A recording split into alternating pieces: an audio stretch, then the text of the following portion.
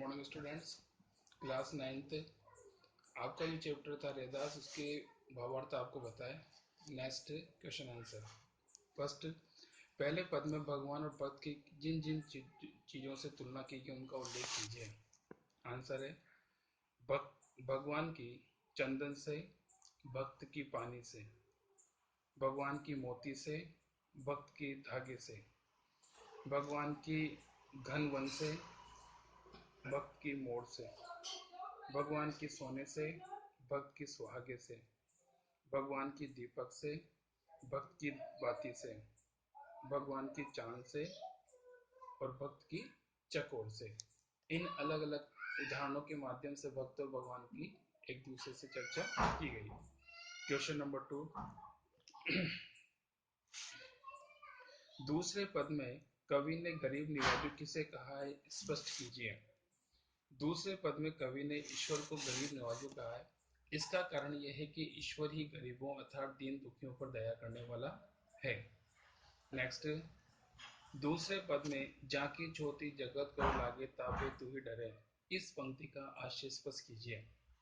इस पंक्ति का आशय यह है कि सांसारिक मनुष्य जिसे निम्न जाति का समझकर उसे अस्पर्श मानते हैं, ईश्वर उन पर दया करता है।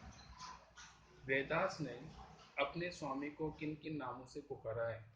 आंसर, वेदास ने अपने स्वामी को निम्नलिखित नामों से पुकारा है: प्रभु, लाल, गुसैया, प्रभु। नेक्स्ट, निम्नलिखित शब्दों के प्रचलित रूप लिखिए। मोरा, मोर, छत्रु, छत्र, बरे, जले, चंद्र, चंद्रमा, धरे, रखे, राती, रात, बाती, बत्ती, छोती, छुआछूत, गुसैया, गोसाई, ज्योति, ज्योति, तू ही, तुम ही। नेक्स्ट, निम्नलिखित पंक्तियों का भाव स्पष्ट कीजिए। जाकी अंग अंग बात समानी। कवि रैदास कहते हैं, प्रभु की सुगंध हमारे प्रत्येक अंग में समाई हुई है। हम प्रभु की सुगंध के कारण ही महक रहे हैं।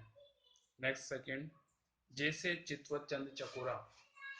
संत रैदास कहते हैं, चकोर पक्षी जिस प्रकार अपने प्रिय चंद्रमा की ओर एकटक निहारता रहता है, उसी प्रकार सच्चा भक्त भी अपने प्रभु को एकटक निहारता रहता है, यानी प्रभु की कृपा दृष्टि पाना चाहता है। थर्ड, जाकी ज्योति बरे दिन राती।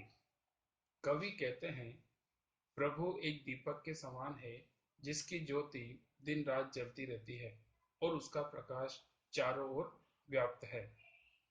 फोर्थ, ऐसी लाल तुझ बिन कौनु करें।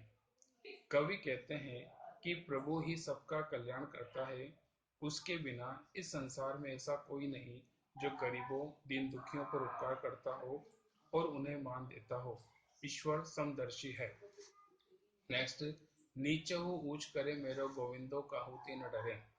कवि कहते हैं, प्रभु पतित पावन है, वही नीच जाति के व्यक्तियों को भी सम्मान दिलाकर ऊंचा उठाता है। कवि पुनः कहते हैं कि मेरा गोविंदो किसी से भी नहीं डरता है, सब कुछ कर सकता है। मेरा गोविंदो कहकर कवि ने ईश्वर के साथ अपना चिर संबंध इस प्रकट किया है। नेक्स्ट, वेदास की इन पदों का केंद्रीय भाव अपने शब्दों में स्पष्ट कीजिए। वेदास की भक्ति दास्य भाव की भक्ति है। उनके पदों का केंद्रीय भाव ईश्वर भक्ति ही है। वेदास के अनुसार उनके प्रभु कण कण में व्याप्त हैं, वे निराकार हैं। उनकी भक्ति का मूल भाव यह है कि ईश्वर और जीव में अभेद है। जिस प्रकार सागर और बूंद में, चंदन और पानी में, दीपक और बाती में अभेद है, उसी तरह प्रभु और उनके भक्तों में अभेद है। वेदास ईश्वर से इस प्रकार मिले हुए हैं कि उन्हें ईश्वर से अलग कर नहीं देखा जा सकता। अभी नेक्स्ट है